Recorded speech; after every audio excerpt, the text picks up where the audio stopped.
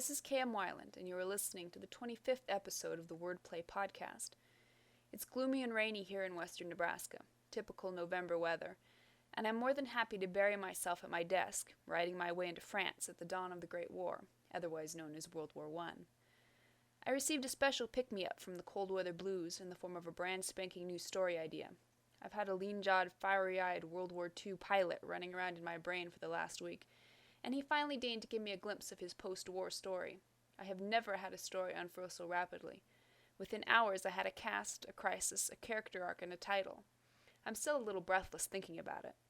The bad news, of course, if you want to call it that, is that it'll be quite a while before I'll get around to writing it. Much as I'd like to sit down with this new story, I know that it's better, in the long run, if I discipline myself to finish the one I'm working on now. But seriously, don't you often feel as if there's too many stories to write and not enough time? This week features the last stop on my blog tour for my medieval novel Behold the Dawn. T. Ann Adams is hosting me on the 23rd with an interview, a review of Behold, and a book giveaway. Be sure to drop by and leave a comment to be entered in the drawing.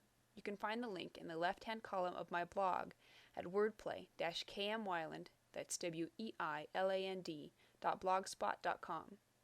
Meanwhile, enjoy this week's post, How to Kill a Character and Avoid the Hate Mail. Some of the most powerful stories in literature and cinema have a surprising common element, the death of a main character. At first glance, this would seem to be an instant turn-off. Why hang with a character for 300-plus pages only to watch him get knocked off in the end? But the truth is, when handled properly, the death of a character can add untold power and pathos to a tale.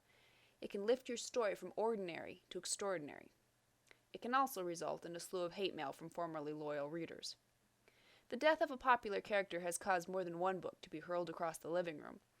So when you find your story demands you kill a prominent character, how do you tap into the power and pathos without infuriating your readers? After analyzing a number of books and movies in which the main characters bit the dust, I discovered 3 keys to playing the assassin and living to tell another tale. Key number 1. Make the death matter. Nothing kills a reader's trust faster than characters who die for no good reason, or purely for shock value. If you've built a character into a 3-dimensional human being worth caring about, then he's someone who deserves to die for a purpose, unless your intention is to illustrate purposelessness, such as is occasionally accomplished with success in war stories. When Maximus, Russell Crowe, dies in Gladiator, we know he sacrificed his life to free Rome from the tyranny and corruption of Emperor Commodus, Joaquin Phoenix. Instead of angering us, we accept his death as the only logical conclusion. He gave his life to gain something worth more than his life. We resonate with that, we admire him for his nobility, and we cheer his victory, even as we mourn his death. Key number 2. Foreshadow the character's demise. If you kill a prominent character without warning, readers are likely to react with anger and frustration. They expected to remain in this character's company for chapters to come, or, at the very least, they expected a happy ending. Jerking the rug out from under them at the last minute means sacrificing the resonance of foreshadowing. A story's outcome should be unpredictable, but it should also make sense in the context. Readers should be surprised by a character's death, but when they stop to consider it, they should also be able to realize, ah, yes, that makes sense. In John Irving's A Prayer for Owen Meany, the reader knows almost from the beginning that Owen is going to die. The narrator, who is looking back on events, tells us so, and Owen's own dreams of his demise hint at the manner of his death. When tragedy actually strikes, we're prepared for the worst, and, surprisingly, this foreknowledge only heightens the suspense and the poignancy. Key number 3. End on an affirming note. Generally speaking, readers want happy endings. Even in the midst of the worst of catastrophes, it's important we find a ribbon of light. In some instances, this is just a matter of highlighting the good accomplished by the character's death, as in both Maximus's and Owen Meany's stories.